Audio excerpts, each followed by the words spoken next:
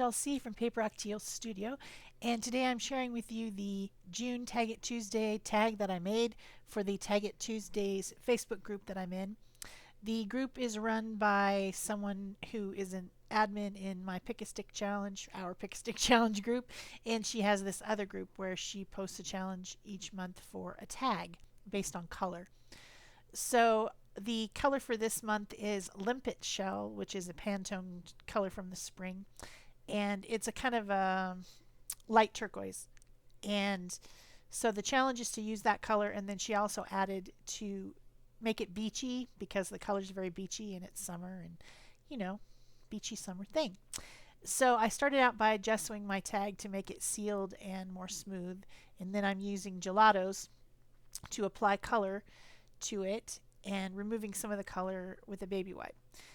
I'm blending the gelatos using my finger that is just slightly moistened using the baby wipe. The baby wipe's very wet, just came out of the box, and I just put my finger on there and then blend it.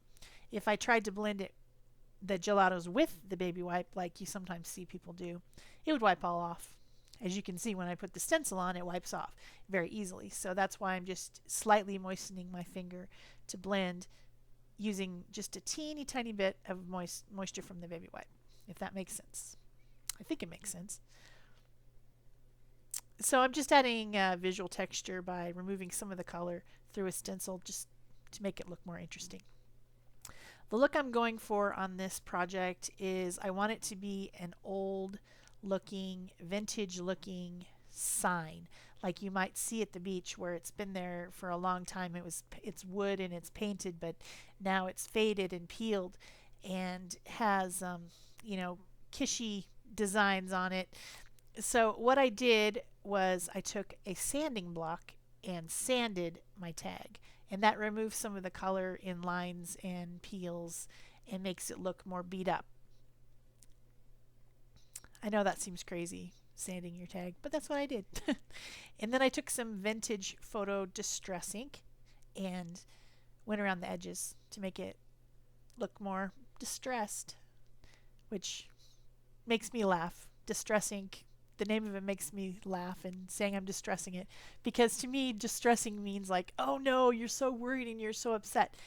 It's like one of those things with the kids where they say that something is, oh, I can't even think of a word right now, but you know what I mean. They say something that sounds bad that's actually good. It's the same thing with distress ink. You're distressing your card. Oh dear, but that's a good thing. It's good to be distressed in this case. Okay, maybe no one else thinks that's as funny as I do. Okay, so I've got some Stampin' Up! Stamps here. These are old. And I actually had to turn off the camera and mount two of them. So that tells you the extent of my hoarding, that I actually have unmounted stamps from when I was a Stampin' Up! Demonstrator over 10 years ago. I actually had to trim and mount them. It was back when you actually trim the rubber yourself. Now they come pre-cut out or whatever, I think. I haven't bought any for a long time.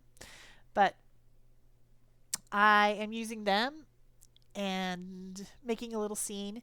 And I think the hula girl just makes it because she looks so, oh, just cute and vintagey, you know? She's old time.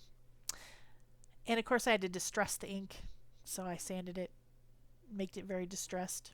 And that was potting soil colored archival ink because I planned on coloring, which is what I'm doing now.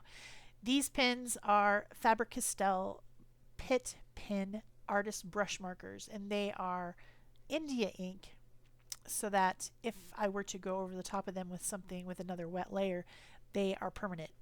The other markers that I have are a dye-based marker, and they just come off with water or run with water. So I'm very happy with these. I got these for Christmas last year from my best friend who buys me art supplies. Very nice of her. Um, so yeah, I'm just coloring and shadowing and doing that whole thing with my little hula girl.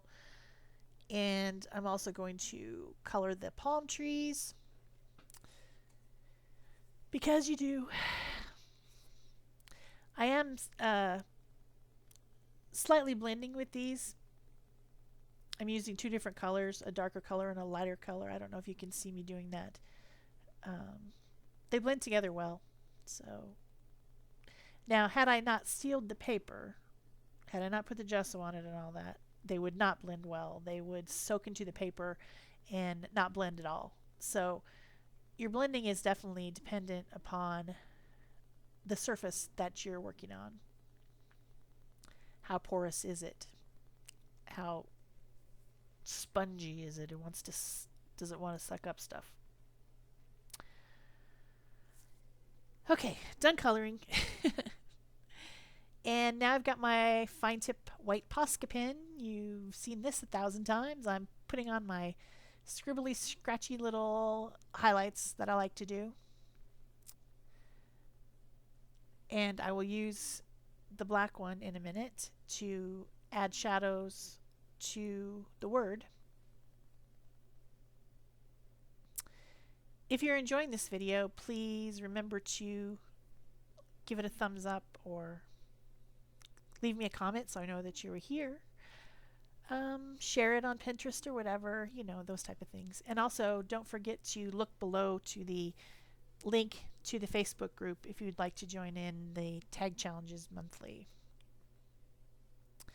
So I tried to highlight the eyes and the dot got way too big because this might be a fine tip Posca, but it's still not that fine. So I had to get out my Faber-Castell pet pens with the extra small point and draw her eyes back in. Now I'm adding a little bit of splatters because I like splatters, and I think that that would be on a vintage sign. There would be some, you know, different splots of white. Not going to say that that's from the seagulls. You notice I didn't put any drips. Oh boy. It's late in the day, I think. That's my problem. So now I've got this piece of cardstock that I'm backing this with. I like the way it looks on a tag to have a border around it, and also the extra piece of paper helps it lay flatter. Also putting some vintage photo around that so that it looks more distressed, because this tag is very, very distressed. It's very concerned. Then I've got some seam binding tape. When I don't have a color of ribbon that I need, I can make it using seam binding tape and some sort of ink. This happens to be Heidi Swap turquoise and a little bit of water, and then I'm going to end up putting, I wanted it just slightly darker, so I went and got some dragonfly colored Tattered Angels, which I have a lot of Tattered Angels because I'm on their design team. And I'm just getting that ribbon all soaky wet. Then I'm going to take an index card and soak all that up so we don't waste all that pretty ink. Of course, I will have an iCAD that color for some other time. Then I'm just going to give this ribbon a good dry with my heat tool, and it will be almost a perfect match, just a little bit darker, because when it's wet it's darker and when it's dry it's lighter. So see how perfect that is? Worked out great. Then I have another piece of shimmery ribbon I'm going to throw on there with it, just because it's shimmery and I like it. It's kind of a light green color to match the palm trees. And I'm going to put those through, pull them tight, and that will be my tag top. If I had a little charm that was like a seashell or something, that'd be cute, and I'd hang it from there, but I don't. So thanks for watching, and that's it for me.